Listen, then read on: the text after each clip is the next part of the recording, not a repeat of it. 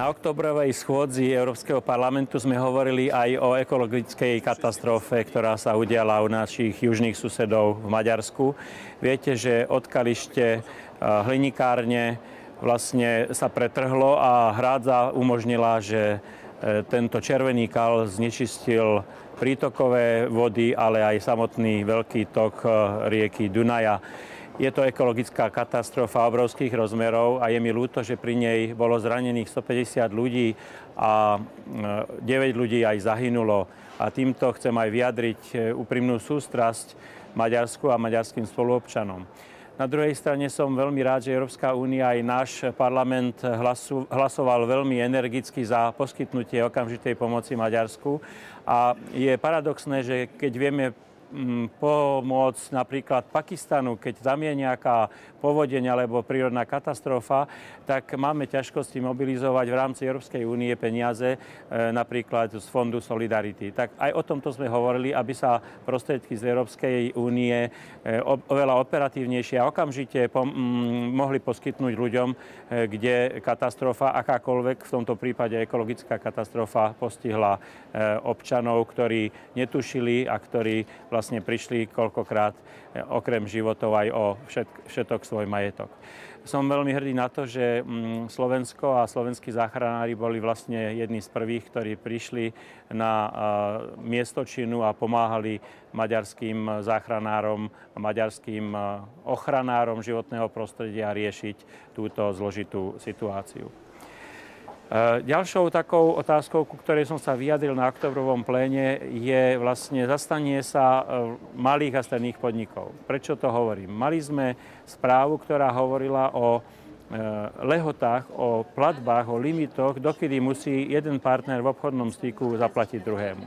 Viete, keď je jedným partnerom štát alebo nejaký obrovský podnik, ktorý je strašne bohatý, tak pre neho obdržanie platby od svojho partnera po 30 dňoch nie je taký problém. Môže počkať 60 dní, môže počkať možno ešte dlhšie a nepoloží ho to. Ale malý a stredný podnikateľ, človek, ktorý zamestnáva 2 ľudí alebo 5 ľudí, ten je odkázaný na rýchlu platbu v obchodnom styku a som rád, že aj v mojom vystúpení toto zaznelo, že vlastne ten limit 30 dní by mal byť vlastne taký limit, do ktorého by mal každý partner v akomkoľvek obchodnom platobnom styku druhému zaplatiť, ak od neho odobral tovar alebo akúkoľvek službu.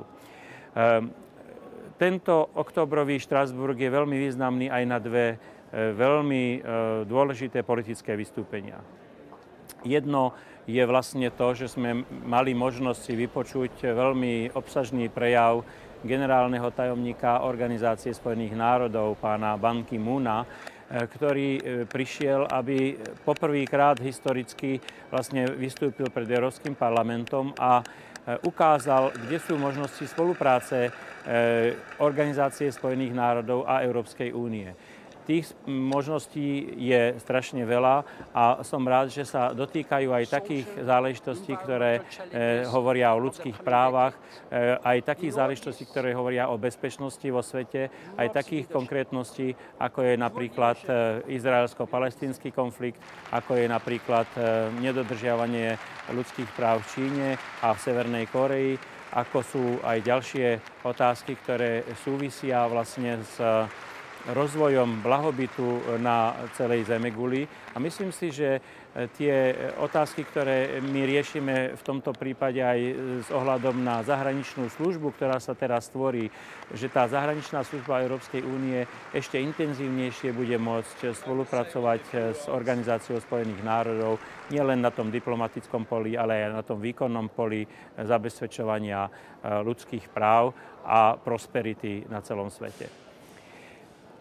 Poslednou takou vecou, s ktorou by som sa s vami rád podelil, je skutočnosť, že pán Jerzy Buzek, predseda Európskeho parlamentu, ktorý je, ako dobre viete, Poliak, je z mojej politickej rodiny, je z Európskej ľudovej strany kresťanských demokratov a ktorý sa stal vlastne na toto obdobie predsedom parlamentu ako prvý z politikov zo strednej a východnej Európy. Jerzy Buzek vlastne v polovici svojho funkčného obdobia položil vlastne taký súhrn toho, čo Európsky parlament pod jeho vedením urobil. Považuje si to ako za svoju povinnosť vydať počet z toho, čo vlastne Európsky parlament za jeho vedenia urobil a myslím, že to je veľmi veľký obdivuhodný výpočet počinov, hlasovaní a povedal by som posúvanie Európskej únie dopredu. Európsky parlament hrá čoraz väčšiu úlohu, najmä v tom procese spolurozhodovania a už nestačí, aby sa 27 členských štátov na niečom dohodli. Skoro vždy pri tých najdôležitejších otázkach je potrebné aj hlasovanie Európskeho parlamentu a súhlas a ešte aj vylepšenie Európskym parlamentom týchto jednotlivých otázok.